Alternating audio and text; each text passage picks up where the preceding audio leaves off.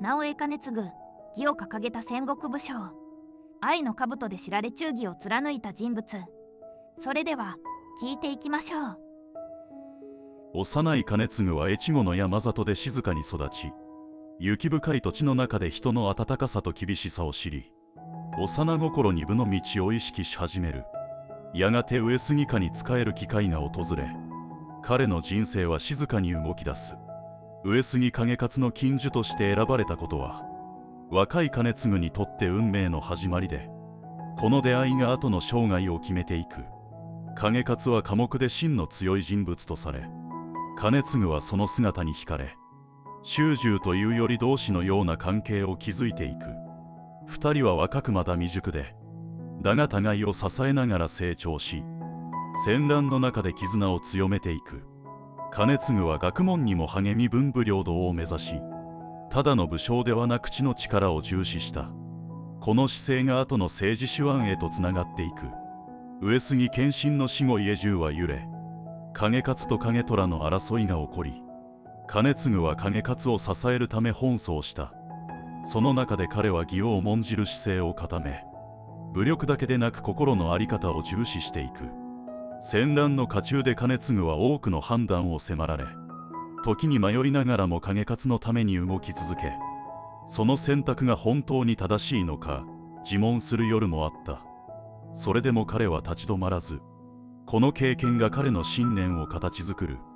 やがて継承が上杉家の当主となり、兼続は側近として重責を担い、政治と軍事の両面で力を発揮していく。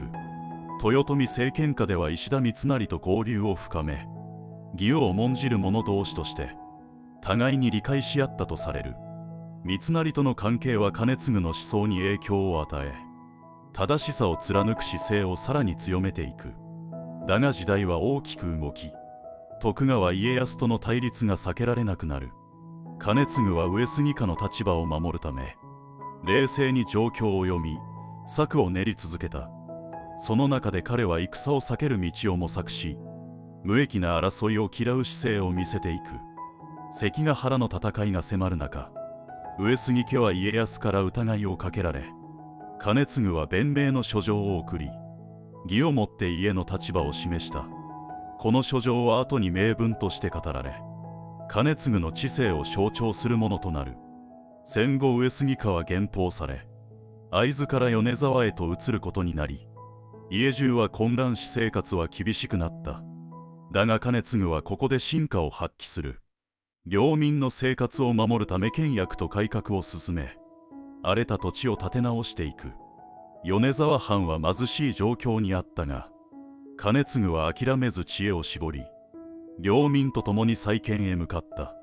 その時彼は覚悟していた。かつての栄光ではなく、この地で生き抜くことを選ぶと。この姿勢は武将というより政治家で、彼の柔軟さと誠実さが現れている。兼続は教育にも力を入れ、学問を重視し未来を担う者を育てた。戦乱の時代にあって知の力を信じる姿勢は珍しく、彼の先見性を示している。また兼続は愛の字を兜に掲げ、その意味を問われることが多かった。愛は私利私欲ではなく、人を思う心とされ、兼続の信念を象徴していた。この兜は彼の生き方そのもので、戦場でも政治でも義と慈しみを忘れない姿勢を示していく。兼続は景勝を支え続け、主従の絆は深まり、互いに信頼を寄せ合った。この関係は戦国時代では稀で、二人の強さの源となった。兼続は時に厳しく、時に柔らかく判断し、家中をまとめていく。その姿は家臣からも尊敬され、米沢藩の基盤を作り上げた。彼の政治は堅実で、無駄を嫌い領民を思い、未来を見据えたものだった。戦乱の世にあって、兼続のような人物は少なく、その存在は貴重だった。やがて時代が落ち着き、上杉家は小藩ながらも安定し、兼続の努力が実を結んでいく。彼は晩年に近づくほど静かに物事を見つめ、若い頃とは違う深みを持ち始めた。戦のない日々の中で、彼は領民の暮らしを見守り、穏やかな時間を過ごしていく。兼続の人生は戦と政治の狭間で揺れ、だが常に義を軸に動き続けた。その姿勢は今も語り継がれている。ここまでの歩みを振り返ると、彼の信念がどれほど強かったか静かに伝わってくる。兼続の物語はまだ続いていく。その歩みは静かでありながら確かな重みを持ち、後半へ向けて深みを増していく。若き兼続の成長が静かに積み重なり、義を軸にした判断が形になり始め、景勝との絆が物語の核となり、後半では彼の変化と深みがさらに見えていく。では続きをどうぞ。兼続は晩年に向かうほど静かに物事を見つめ、若き日の激しさとは違う深みを帯び、戦乱を超えた者だけが持つ静かな眼差しを宿していく。米沢の地は豊かではなく、冬の寒さは容赦なく、領民の生活は常に厳しさと隣り合わせだった。兼続はその現実から目をそらさず、倹約と再建を徹底し、小さな改善を積み重ねていく。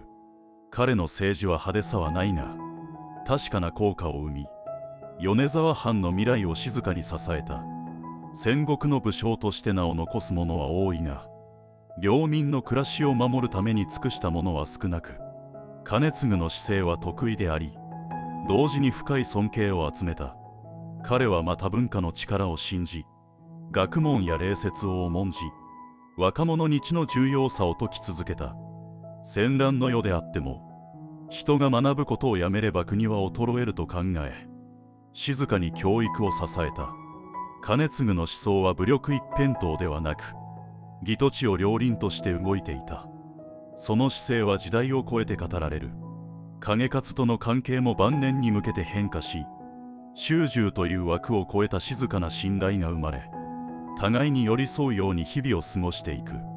景勝にとって兼続は、ただの家臣ではなく、心を預けられる唯一の存在だった。二人の関係は戦国の常識を超え、信頼と誠実で結ばれていた。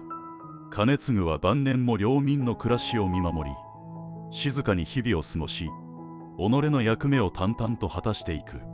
彼の人生は戦と政治の狭間で揺れながら、常に義を軸に動き続けた。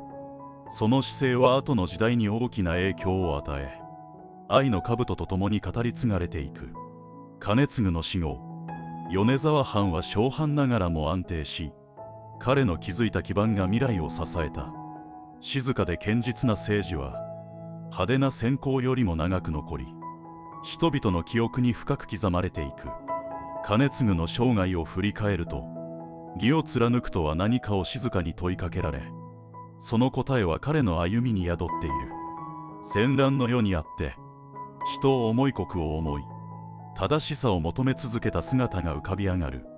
兼続の物語はここで一区切りを迎え、静かに幕を下ろしていく。だがその生き方は今も語り継がれ、義の重さを伝え続けている。ここからは兼続の晩年の内面に触れ、彼が何を見つめていたのかを探っていく。兼続は晩年、戦の記憶よりも人々の暮らしを思い返すことが多かった。戦で失われた命、守れなかった者たち、救えた者たち、そのすべてが静かに胸に残っていた。彼は勝敗よりも人がどう生きるかを重視し、義を軸に判断を下してきた。その姿勢は若き日の景勝にも影響を与え、上杉家の精神として受け継がれていく。兼続はまた、人の心の弱さと強さを理解していた。戦乱の中で多くの裏切りや争いを見て、それでも人を信じる道を選んだ。義とは強さではなく、揺らがぬ心の在り方であり、兼続はそれを生涯貫いた。晩年の兼続は、静かに書物を読み、領民の声に耳を傾け、日々の小さな変化を見守っていた。